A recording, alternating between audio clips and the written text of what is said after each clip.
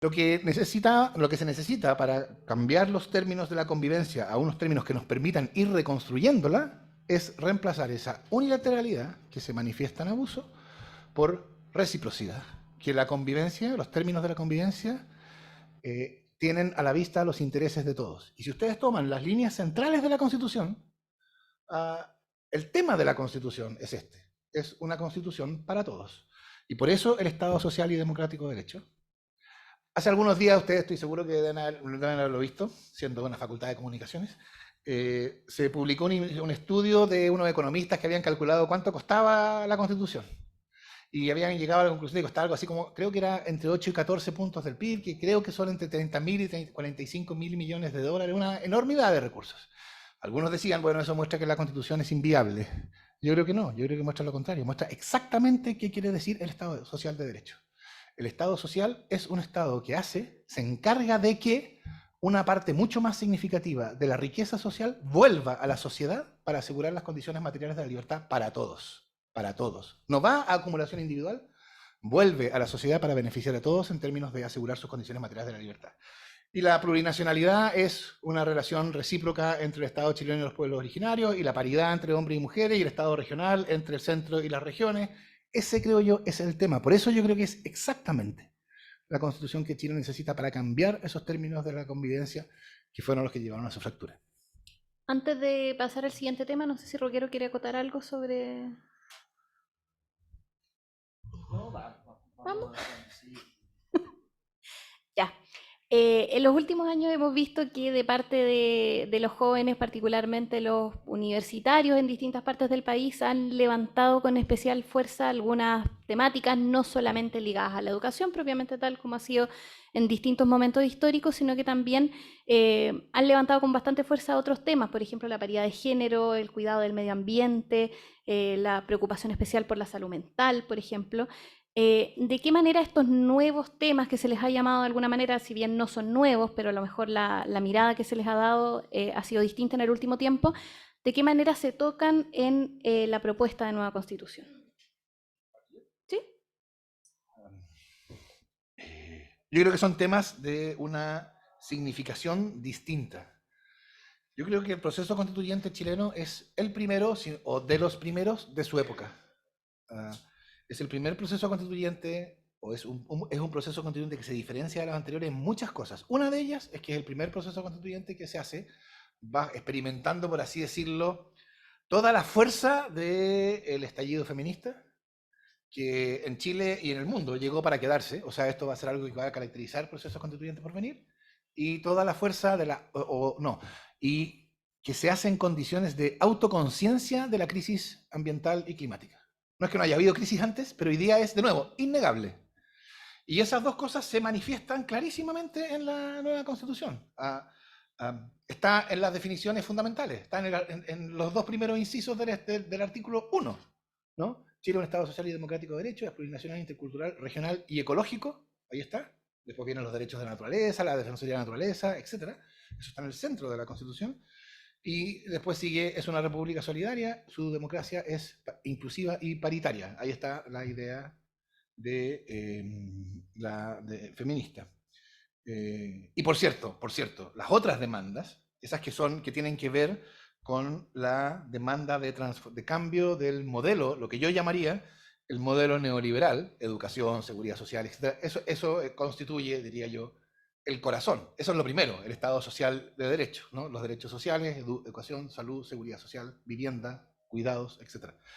Así que yo creo que esos temas están en el centro de la Constitución y no podía ser de otro modo, dado que la Constitución fue escrita por una convención constitucional que representaba en ese sentido a la sociedad. Roquero, ¿qué te parece la forma en la que se recogen esa temática?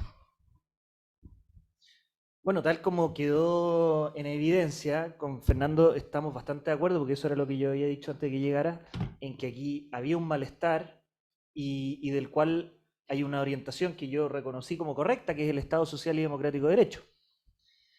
Y en los otros dos temas, yo ya hice mi crítica. Mi crítica es que, si bien la orientación me parece correcta, yo la comparto al menos, el modo de materializarla en el texto me parece incorrecta, porque concentra todo en el Estado y no en un modelo mixto como el que tenemos hoy, como el que tienen muchos otros países desarrollados.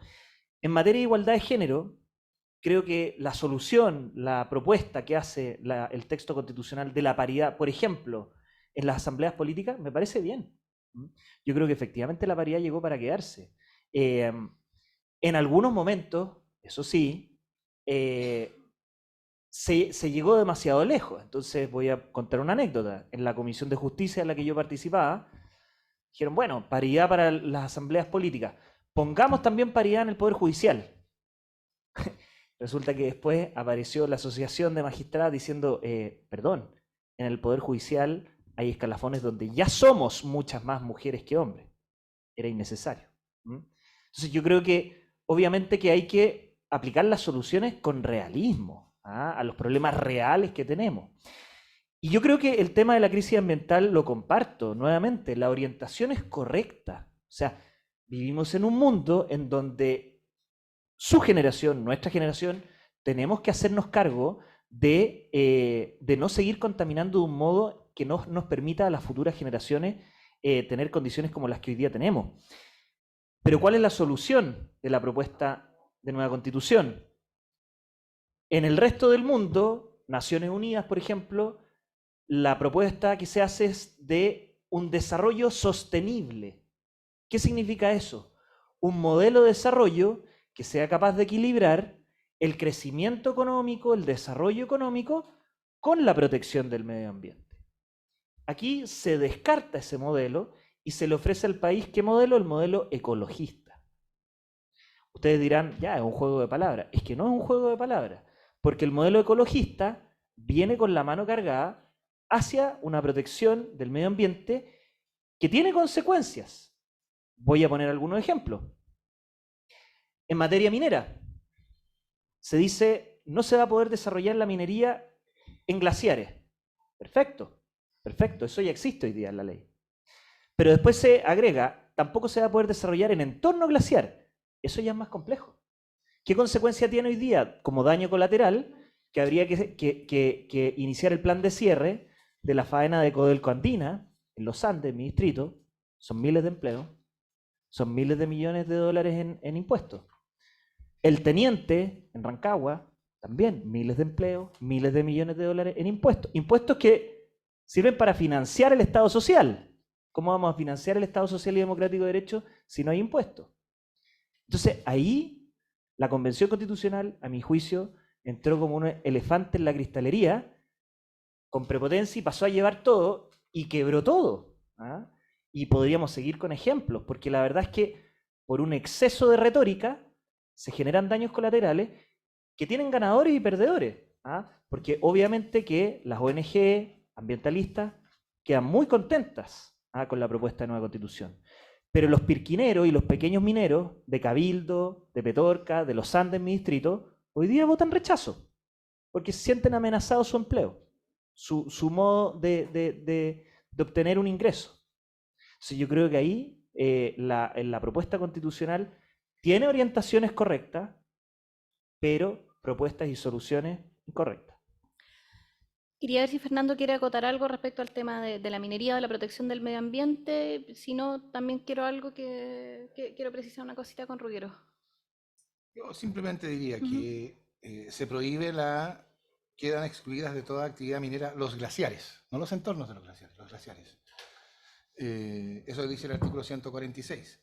El artículo 147, inciso segundo, después de decir que el Estado debe regular los impactos y efectos sinérgicos generados en las distintas etapas de la actividad minera, incluyendo su encadenamiento productivo, cierre, paralización, etcétera, bla, bla, bla, termina diciendo, la ley especificará el modo en que esta obligación se aplicará a la pequeña minería y pirquineros, precisamente porque la Constitución es consciente de que la exigencia que se hace respecto a la gran minería no se puede hacer a los pirquineros, ni en Petorca, ni en otras partes. Así que si esos pirquineros están votando rechazo, es probablemente porque reglas como esta, que se refieren a su situación precisa, no les han sido, no conocen reglas como esta. Entonces la pregunta es, ¿por qué no conocen reglas como esta?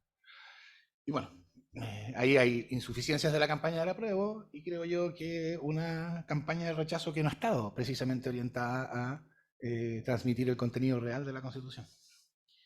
Roguero, si quieres, después volvemos al tema de la minería, tú me dices, pero también yo tenía otra pregunta sobre un tema que planteaste al inicio de tu respuesta anterior y también lo habías tocado de alguna forma en las preguntas que te hice antes, que tiene que ver con el rol del Estado dentro de la propuesta de texto y cómo se compatibiliza con el rol de otros actores dentro de la sociedad.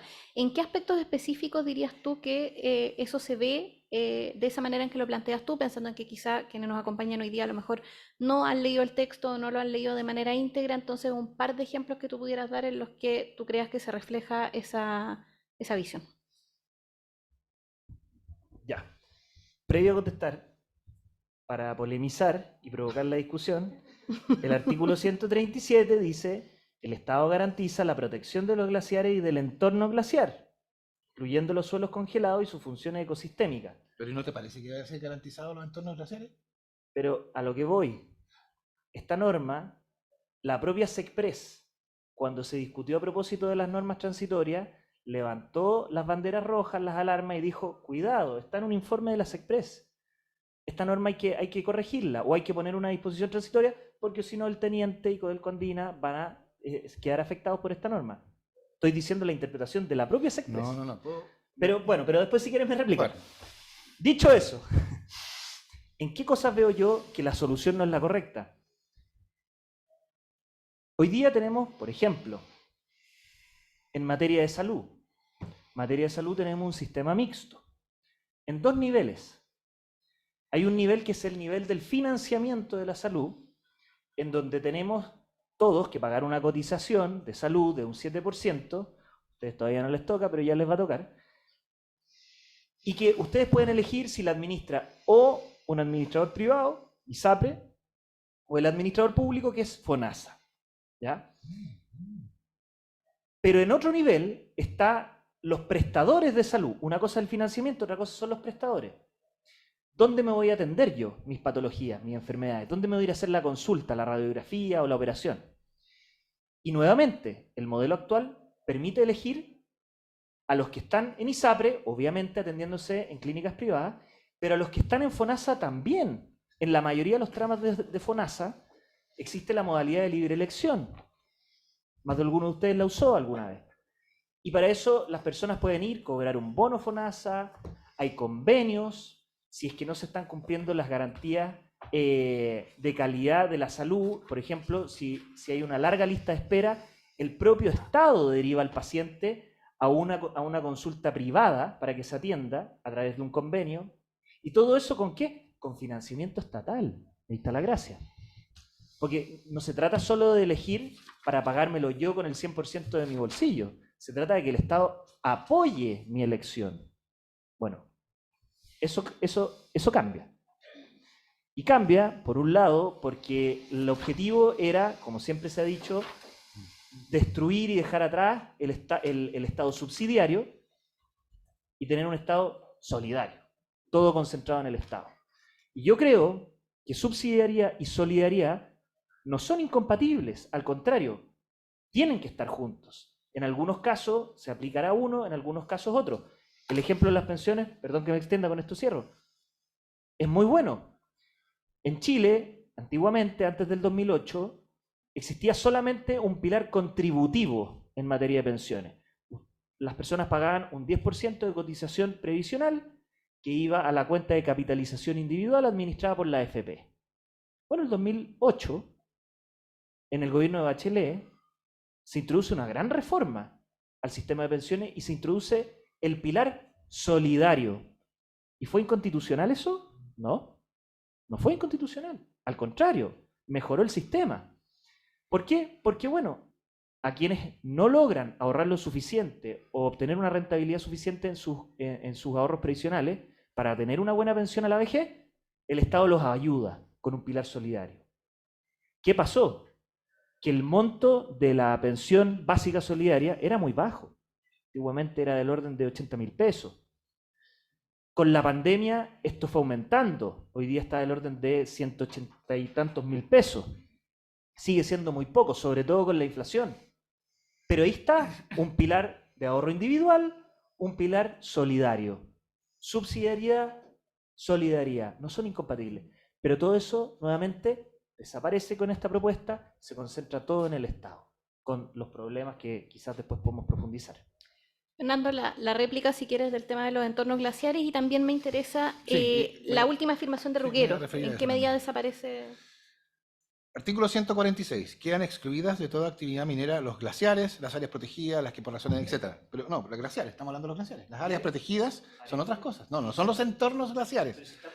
Los entornos glaciares pues, están en el artículo 137. El Estado garantiza la protección de los glaciares y del entorno glaciar. Ahora, habiendo una regla que dice genéricamente el Estado garantiza... A ver, primero, ¿alguien podría negarse a una regla que dice el Estado garantiza los glaciares y los entornos glaciares? ¿Quiere decir que el Estado asegura que no podrá aparecer un ser humano cerca de un entorno de un glaciar? Por supuesto que no. Quiere decir que el Estado debe asegurar condiciones que aseguren, garanticen los glaciares y los entornos glaciares. Yo creo que esa es una regla innegable hoy por hoy.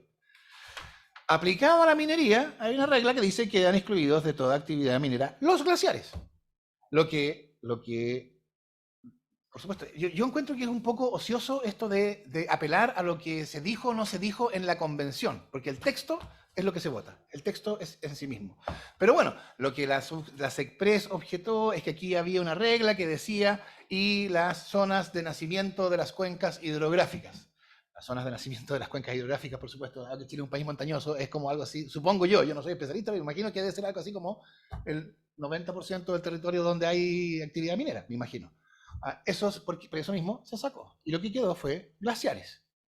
Y una regla genérica sobre protección de glaciares y entornos glaciares. Describir esto, diciendo que la Constitución prohíbe toda actividad minera en los glaciares y en los entornos glaciares, yo creo que es una manera incorrecta de describir el contenido de la Constitución.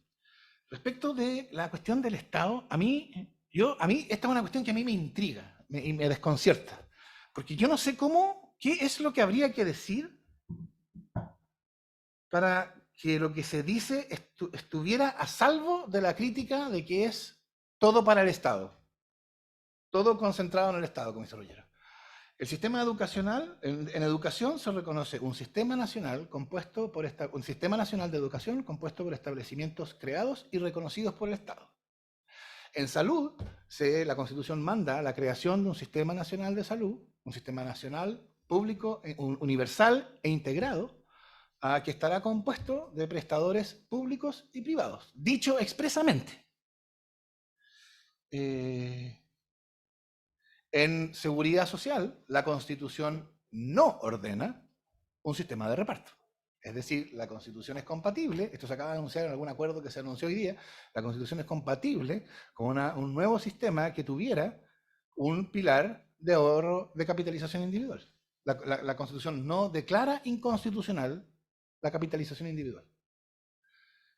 Entonces, pero cuando yo escucho la descripción que Ruggero da de esto, es como si la Constitución dijera, habrá un sistema de reparto. Pero no dice eso. O como si la Constitución dijera, solo habrá educación pública. O como si la educación dijera, el Sistema Nacional de Salud será un sistema estatal.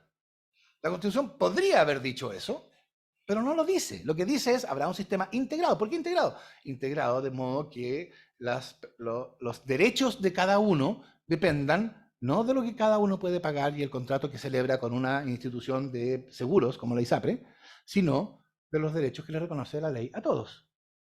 Por eso es integrado. Integrado no se refiere a que son órganos estatales, y lo dice expresamente, los prestadores privados podrán participar. Entonces, y esto es una cuestión que viene de antes, ¿no? Porque yo me acuerdo, yo en algún momento publiqué un libro sobre el régimen de lo público, cómo era posible que particulares participaran en la provisión de derechos sociales. Y la respuesta que recibí fue la misma. Esto es puro estatismo. Entonces, ¿cómo tendría que ser algo para que no fuera estatismo? De lo que los derechos sociales pretenden hacer es configurar esferas de la vida que están estructuradas por un principio de igualdad ciudadana. Con la idea de que por lo menos lo que se busca, no lo que se va a lograr el 5 de septiembre, lo que se busca es que cuánto cada uno puede pagar no determine la educación que sus hijos pueden recibir. Es decir, que todos los educandos de Chile tengan acceso a una educación que abra iguales oportunidades de desarrollo de la personalidad. ¿Qué hay de malo en eso? Yo quiero entenderlo. ¿Qué tiene de malo decir, nosotros queremos que la educación... Mire, nosotros vamos a vivir en una sociedad de mercado. Una sociedad de mercado va a producir desigualdad. Lo sabemos, porque eso no es una patología del mercado. Eso es algo que produce normalmente. Pero colectivamente queremos asegurarnos recíprocamente Hay ciertas esferas de la vida donde vamos a hacer lo posible para que esa desigualdad del mercado no entre. Da lo mismo como usted le vaya en el mercado. La educación que le va a poder dar a sus hijos es una educación que va a ser suficiente para que les abra oportunidades de desarrollo de la personalidad. Da lo mismo como usted le vaya en el mercado. La protección de la salud que usted va a recibir va a ser una protección de la salud que corresponde a sus necesidades y a las capacidades del país, etcétera, conforme a su necesidad médica. Da lo mismo como usted le va, no da totalmente lo mismo en el sistema en el mercado, pero le vamos a asegurar una vejez que no sea de pobreza y dependencia. ¿Qué hay de malo en eso? Eso exige sacar el mercado, por la razón obvia de que el mercado vincula lo que uno recibe a lo que uno puede pagar. Así funciona el mercado. Ya, entonces, si esto es así, si estamos de acuerdo en que es razonable crear algunas esferas, no todas, algunas esferas de la vida estructuradas por un principio de igualdad ciudadana y no por un principio de mercado, entonces, ¿cómo lo hacemos? Una posibilidad es la tradicional europea, ¿no? Francesa, solo educación estatal, por ejemplo. Esto no es Corea, esto es Francia. Solo educación estatal, o fundamentalmente educación estatal. Ya, esa es precisamente la opción que la Constitución no toma. La Constitución no toma la opción de que el Sistema Nacional de Salud va a ser únicamente estatal. Es decir, la Constitución toma la opción de acoger las iniciativas privadas con una condición, que no reproduzcan la lógica de mercado, porque eso atenta contra el núcleo de la idea de derechos sociales como estos espacios estructurados por un principio de igualdad ciudadana. Entonces, pero aún así es criticado como si fuera todo concentrado en el Estado. Entonces, yo entiendo que la crítica es porque no hay mercado. O sea, la crítica es porque hay derechos sociales. Ruggero, te dejo un momento para contestar eso, luego nos vamos al último tema y después pasamos a las preguntas. Bueno, esta es la gran discusión. En eso sí vamos a estar de acuerdo. Y yo, ¿cuál es el problema que veo en la propuesta de Fernando? Primero, es cierto que este borrador de nueva constitución no elimina la posibilidad ni de que existan colegios particulares, ni de que existan clínicas privadas, ni de que en el futuro eventualmente, no, eso sí lo prohíbe, los administradores privados de ahorro previsional. Pero es que concentrándonos en los colegios y en las clínicas, no lo prohíbe. Pero el Estado va a financiar si alguno quiere elegir atenderse ahí, eso sí queda proscrito. ¿No queda proscrito? Tú mismo lo dijiste en Estado Nacional alguna vez. O sea, en materia de salud ¿Que es la claro. Constitución prohíbe la subvención? Es claro que el artículo 44.9 dice que las cotizaciones de salud solo van a poder estar dirigidas a financiar solidariamente el sistema público. El Sistema Nacional de Salud. Sí. Público. Que incluye prestadores públicos y privados. Bueno. O sea, hay un Sistema Nacional de Salud que es financiado ¿cómo? Por impuestos y podrán crearse cotizaciones. ¿Esas cotizaciones para qué son? Para financiar el funcionamiento del Sistema Nacional Público Integrado. Ese Sistema Nacional Público Integrado lo dice la Constitución misma, está dicho, tal cual. Podrá estar integrado por prestadores públicos y privados. O sea, es que estoy leyendo mal. Yo, dime tú. Bueno, te la leo si quieres. No, sí, después podemos volver a leerla, pero para cerrar el punto. El Sistema Nacional de Salud podrá estar integrado por prestadores públicos y privados. Estoy leyendo literalmente. Sí, podrá estar integrado, pero el financiamiento solo puede estar dirigido al sistema público. Entonces, yo, insisto, si estuviera tan claro, como dice Fernando, se podría haber escogido una mejor redacción. ¿Qué hubo acá? Y aquí voy al tema político de fondo. Aquí no se quiso dejar claro. Se quiso escribir con ambigüedad.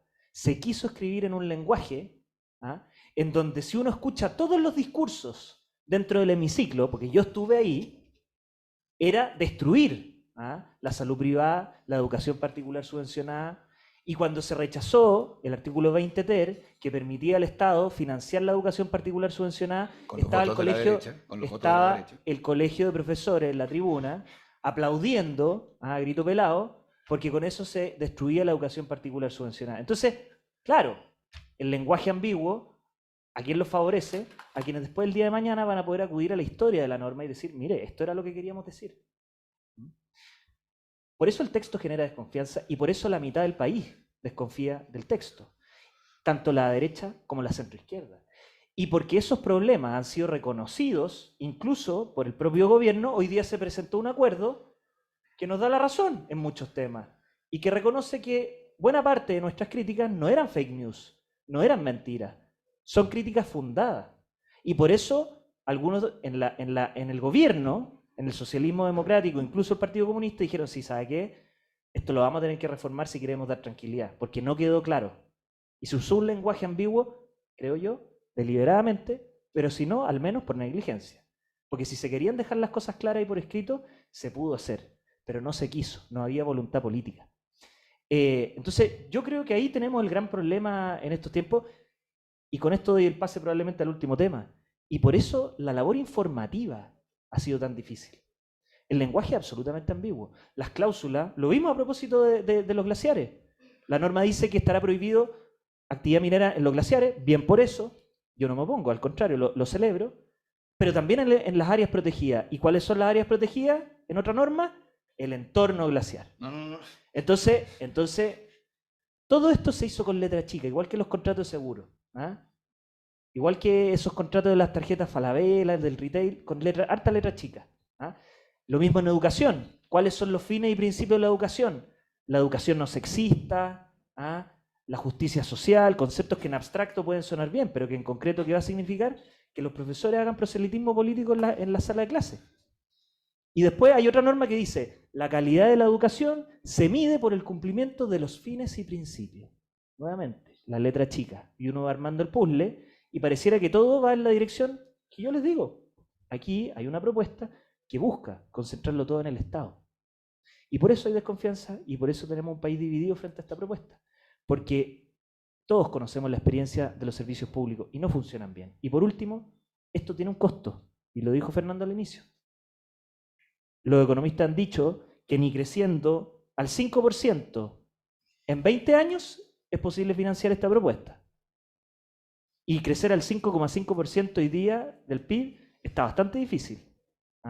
Así que yo creo que por lo menos 30 años, si es que hacemos las cosas bien, las cosas tienen un costo.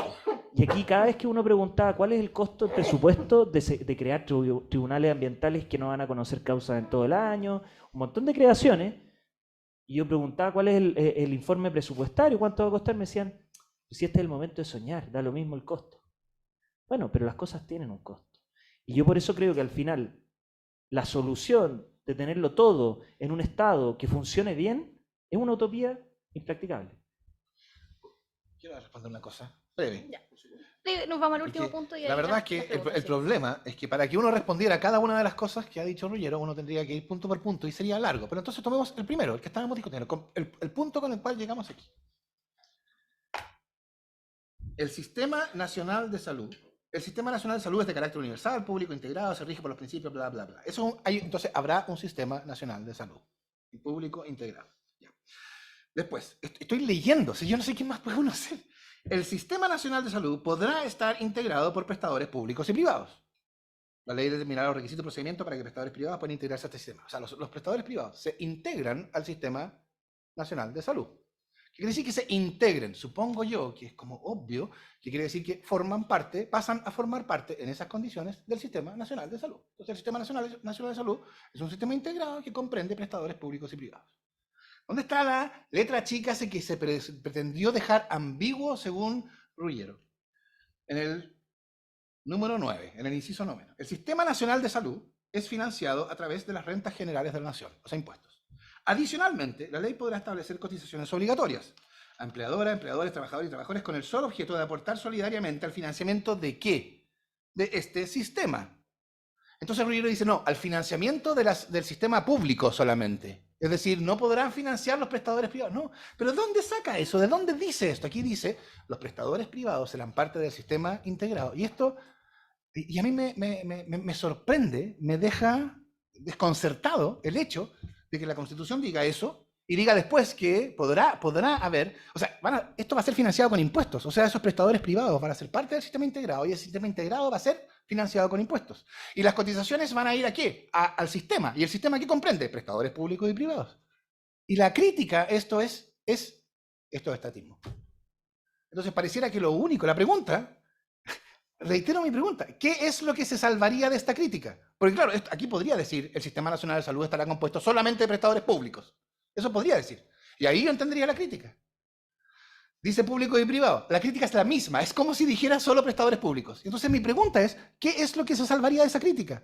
Respuesta. La única respuesta que yo me puedo dar. Solamente un sistema como el actual que dijera, mire, habrá un sistema para pobres y habrá un sistema para ricos que se compra en el mercado. Y los derechos sociales, precisamente, lo que buscan es eliminar esa diferencia en ciertas áreas de la vida. Entonces, en realidad, la objeción es a que haya derechos sociales. Igual que los tribunales, solo una rectificación de hecho. Porque Fernando lee, y las normas están ahí escritas, el numeral 7 y 9 del artículo 44. Yo les voy a leer el numeral 5, que no leyó Fernando.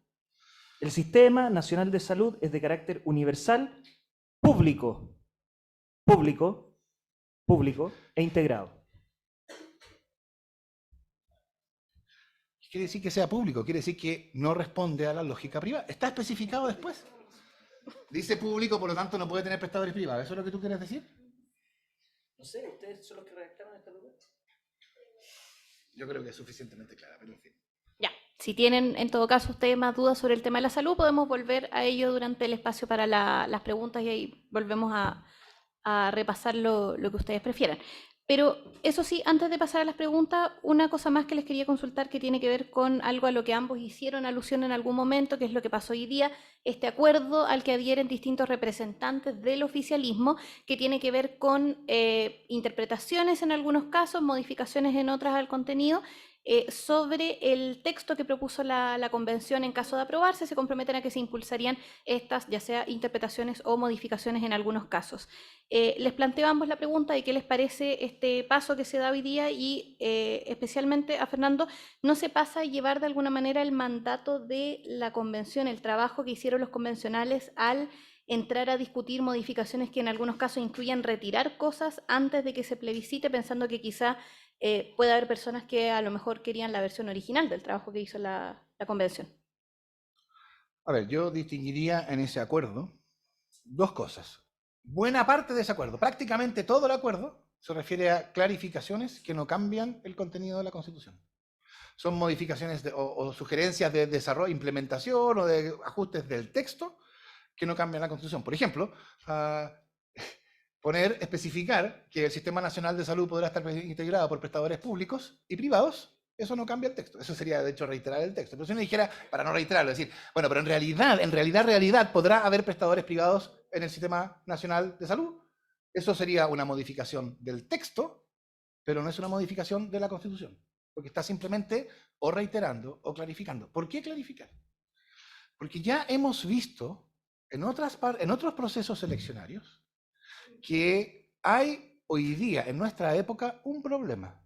Y el problema es la manera en que la manipulación de la información y la distorsión de la información relevante afecta a los resultados electorales. Esto se vio, y estas son cuestiones que han sido largamente discutidas y analizadas. Esto se vio en el plebiscito del Brexit en el Reino Unido, esto se vio en la elección de Trump en Estados Unidos, y esto se vio en el plebiscito del Acuerdo de Paz de Colombia, realizado en Colombia. Es decir, los procesos electorales hoy día están expuestos a ser afectados en sus resultados por campañas de desinformación. Y yo creo que eso es exactamente lo que estamos viendo. Nosotros estamos viendo nuestra propia experiencia local del Brexit. Una campaña de desinformación, por ejemplo, dirigida, y yo con esto no hago ninguna acusación personal, estoy haciendo un análisis político, una campaña de desinformación dirigida a convencer a las personas, por ejemplo, que es una mala idea para ellas que haya un sistema nacional público integrado, porque eso quiere decir que no va a haber ni libertad de elección, ni posibilidad de participación de prestadores privados. Y eso simplemente no es correcto, dado lo que dice la Constitución. O que es una mala idea que la Constitución ahora sí mencione por primera vez el derecho a una vivienda digna y adecuada, porque si se garantiza el derecho a la vivienda digna o adecuada, se le está negando la posibilidad de adquirir el dominio de la vivienda, lo cual es completamente gratuito. Y de hecho, aquí se van construyendo castillos en el aire, porque también después yo he escuchado, gente me pregunta en conversatorios, ¿y es verdad que le van a expropiar a uno la segunda vivienda? Totalmente inventado. ¿Es verdad que si uno tiene una habitación desocupada en su casa, le van a meter a alguien en la casa? Más inventado. Lo que muestran experiencias como la británica, norteamericana y colombiana es que esas campañas de desinformación tienen efectos. Y entonces, para enfrentar esa campaña de desinformación, se propone aclarar lo que no necesita ser aclarado en rigor, lo que ya está dicho en la Constitución, pero aclararlo doblemente. El acuerdo también contiene algunas reformas yo no creo que eso sean... No, son algunas, sí, dentro del o acuerdo sea, son algunas. Por de ejemplo, hecho, la yo diría, reelección son inmediata, la reelección, la iniciativa parlamentaria. iniciativa parlamentaria en materia de giro en gastos y la composición del Consejo Nacional de la Justicia. Todas las demás, diría yo, son de aclaración. Yo no creo que sea un problema de mandato de la convención. Todo el que aprueba el 4 de septiembre, todo el que vota a favor de la nueva constitución está votando a favor de un procedimiento de reforma. Y es un procedimiento de reforma que asegura que la constitución aprobada por el pueblo, es el supuesto, como yo creo que además que va a pasar, aprobada por el pueblo el 4 de septiembre, va a depender del pueblo, en el sentido de que en la medida en que se hagan reformas sustanciales, o sea, yo diría, estas 3 reformas que son de contenido, son reformas sustanciales que van a requerir plebiscito.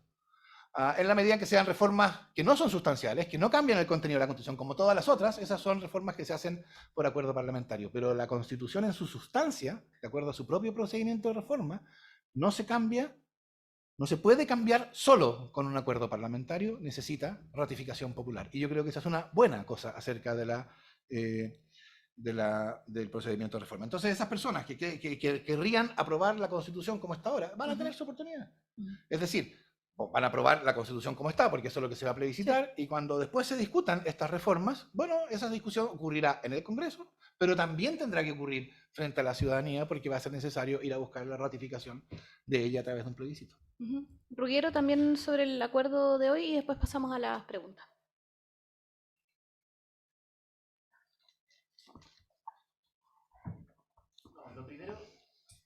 Lo primero es que, de algún modo, este acuerdo, insisto, confirma que buena parte de las críticas que se le han hecho al borrador de nueva constitución son críticas fundadas. Si fueran mentiras, no habría necesidad de este acuerdo, porque sería un acuerdo sobre problemas imaginarios.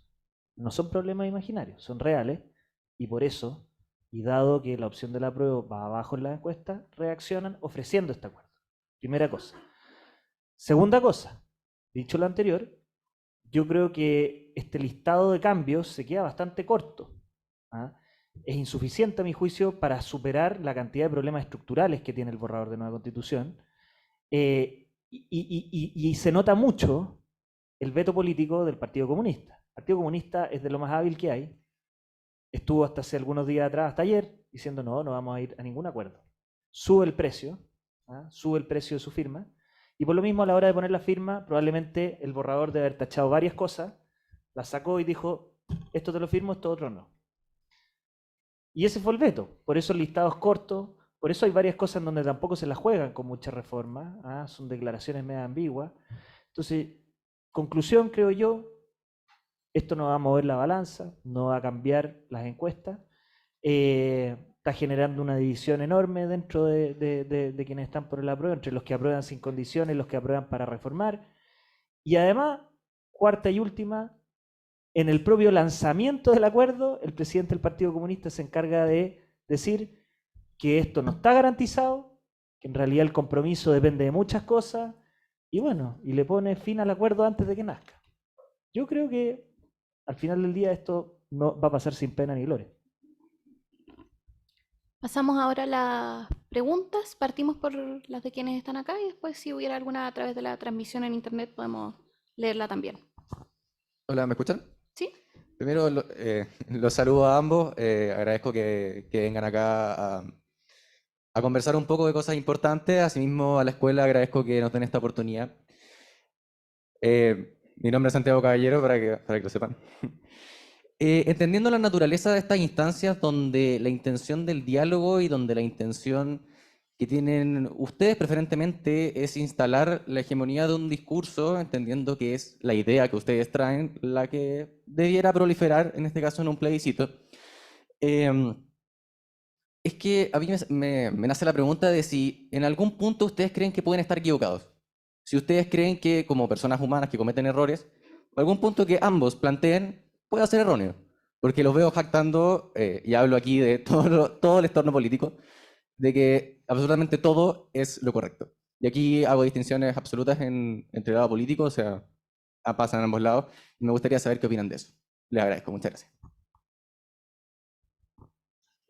¿Respondemos esa y después pasamos a la siguiente? Ya.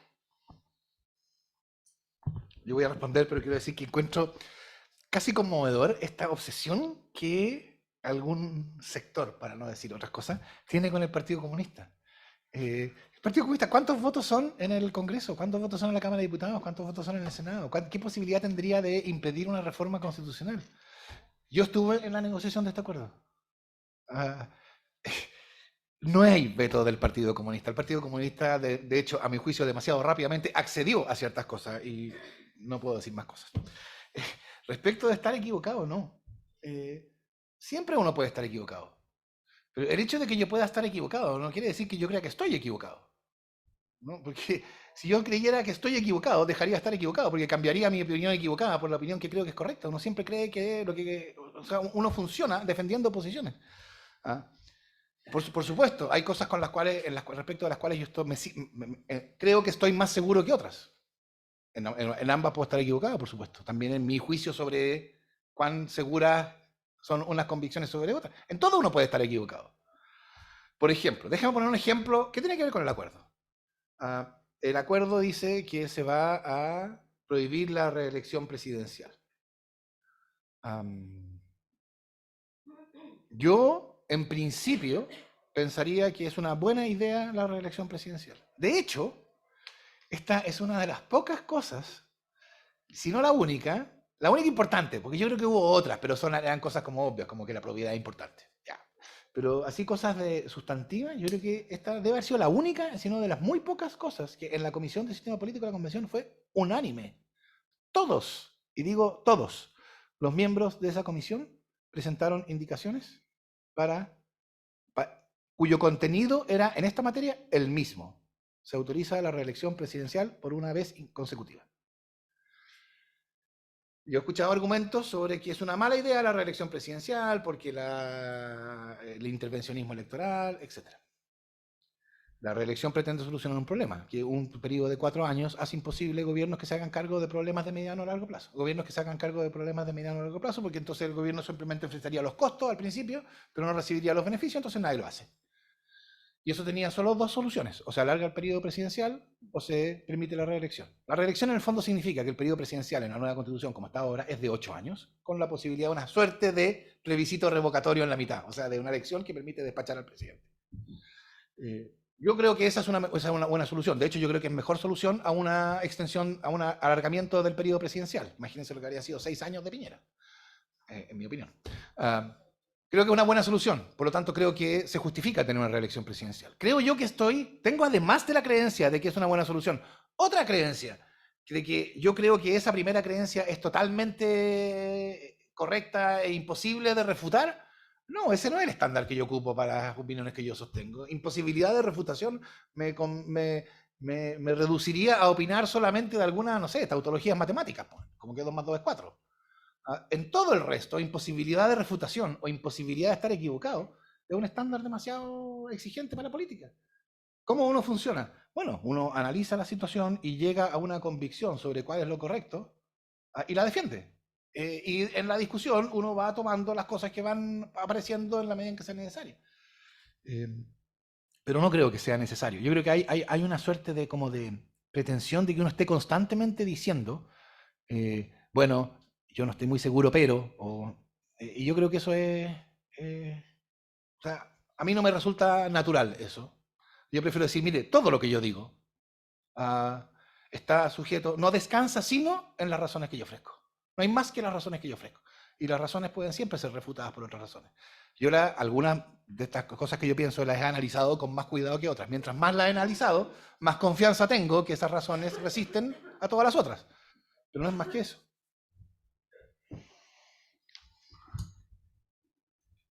Yo creo que en el campo de la política siempre se cometen errores, y estoy muy de acuerdo con lo que dice Fernando.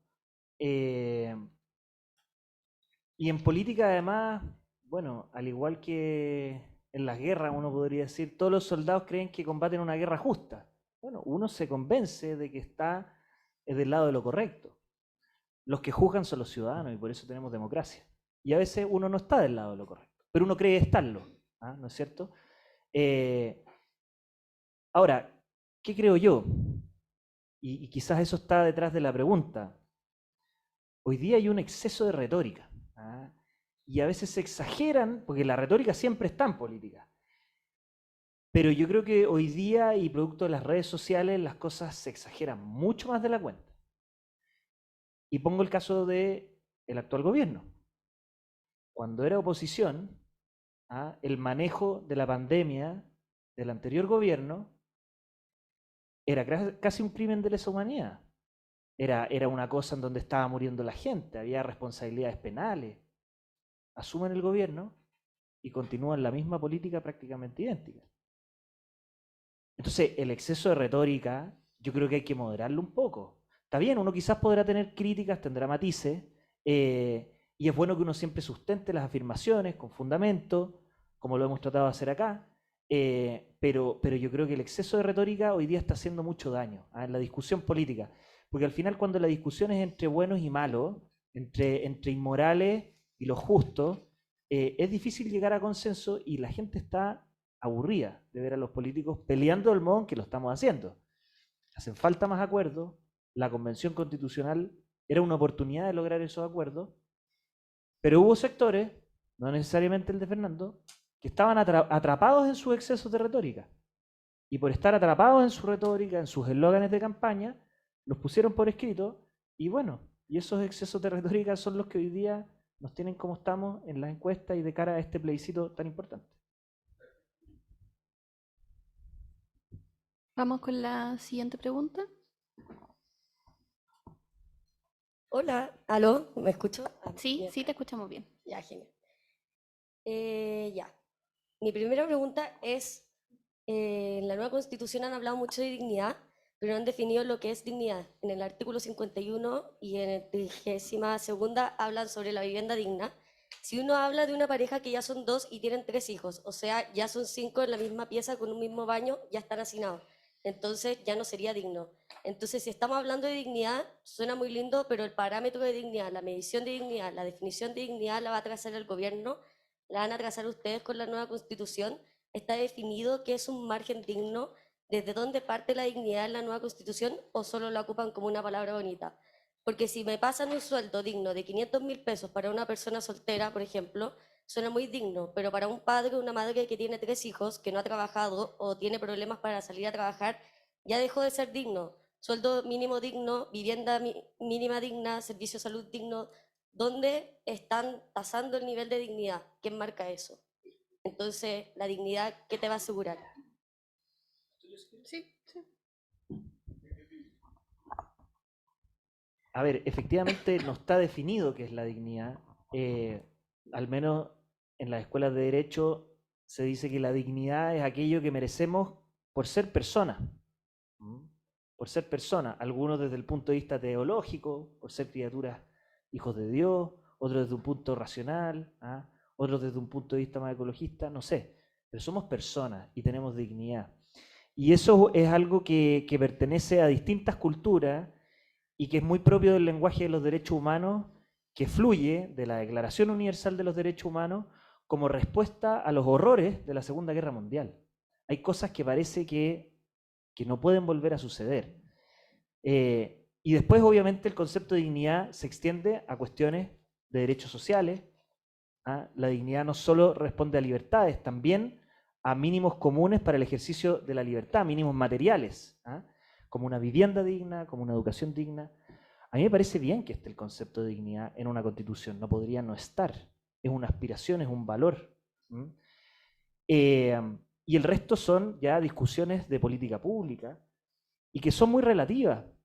Yo pongo siempre el ejemplo de las cárceles. ¿Qué es una cárcel digna? En Noruega y los países escandinavos tienen cárceles que son mejores que el estándar de vivienda de la clase media en Chile. Si tuviéramos una cárcel así en Chile, yo creo que generaría un estallido, no sé, porque obviamente que genera resistencia. Hay diferencias culturales, a eso voy, ¿ya? Que es digno en una sociedad o en otra podría variar, ¿ya? Sobre todo en temas de derechos sociales. Hay cosas en donde no es relativo, creo yo. El derecho a la vida, la prohibición de la tortura, en fin. Pero yo creo que es bueno que esté la dignidad en la nueva Constitución. Tiene que estar en cualquier Constitución que hagamos como país. Pero la discusión pasa, con esto cierro, en que no bastan, yo estoy de acuerdo, no bastan los meros declaraciones, hay que pensar en serio qué políticas públicas, qué diseño institucional nos permite al final del día mejorar la calidad de vida, que eso es lo que hay detrás de la aspiración de la dignidad. Y ahí, nuevamente, la discusión que teníamos antes con Fernando, el modelo de desarrollo que hay detrás, ¿ah? Para alcanzar esos mínimos materiales, ¿es el correcto? Yo creo que no, Fernando cree que sí, y ahí está el centro de la discusión, creo yo.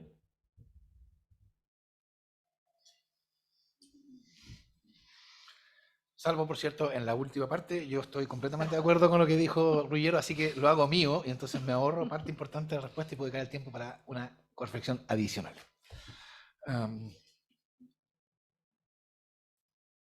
Toda persona tiene derecho a una vivienda digna y adecuada que permita el libre desarrollo de una vida personal, familiar y comunitaria. El Estado tomará las medidas necesarias para asegurar su goce universal y oportuno, contemplando a lo menos habitabilidad, espacio y equipamiento suficiente, doméstico comunitario para la producción y reproducción de la vida, disponibilidad de servicios, la asequibilidad, la accesibilidad, la ubicación, la propiedad, la seguridad, la tenencia y la pertenencia cultural de las viviendas conforme a la ley. Ahí hay una manera de tratar de especificar el contenido de este concepto. No de la dignidad, sino en este caso de vivienda digna. Por supuesto, yo creo que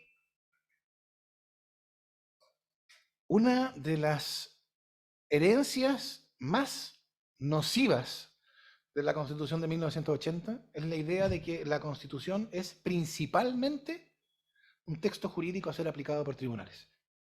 Entonces se espera de la Constitución lo que se espera de cualquier texto jurídico a ser aplicado por tribunales.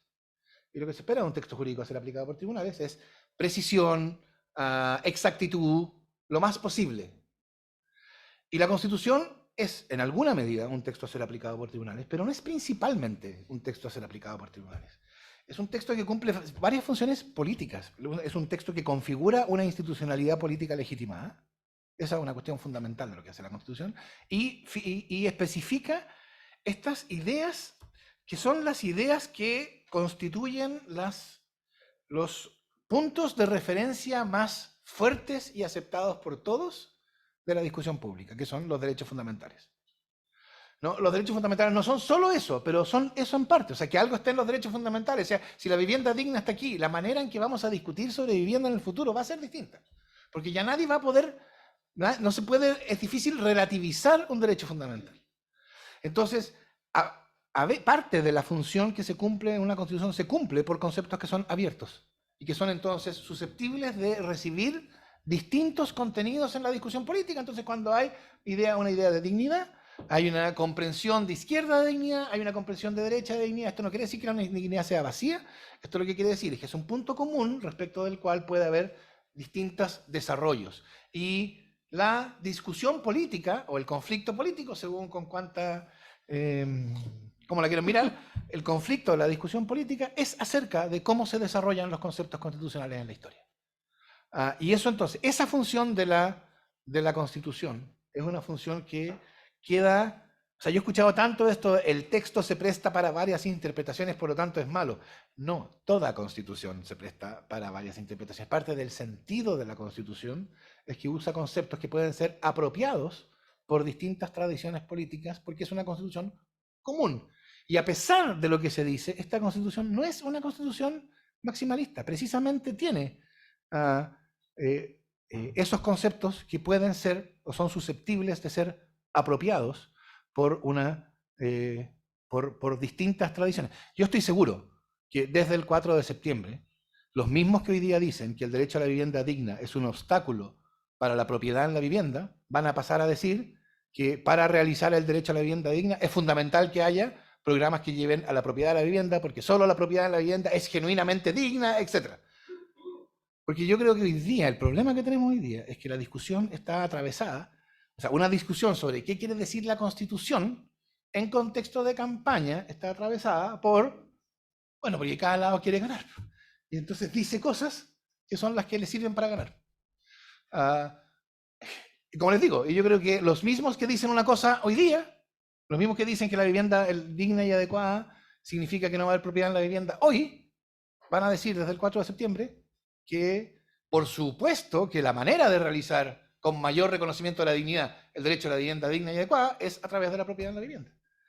Y entonces este derecho, por ejemplo, va a ser un derecho que va a poder ser apropiado por distintas visiones, tradiciones políticas. Y eso pasa en general con la Constitución. Y eso no es un defecto de la Constitución, es algo que permite que la Constitución sea constitutiva de un mundo político común. Estamos ya en la hora, sí que había más preguntas, pero estamos justo en... No, entiendo que estamos en la hora porque tienen clase también a las 4, se topa con otras actividades, así que lamento que no hayamos podido incorporar las otras preguntas. Pero le agradecemos de nuevo a los dos ex convencionales que nos acompañaron durante esta actividad. Agradecemos también a ustedes que fueron parte de este conversatorio y los dejamos, por supuesto, invitados para futuras actividades que se sigan realizando camino al plebiscito de salida.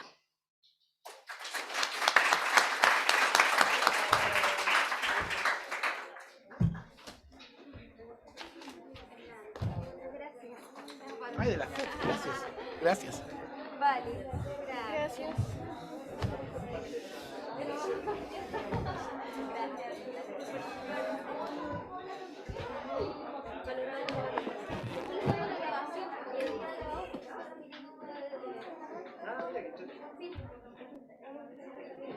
Gracias.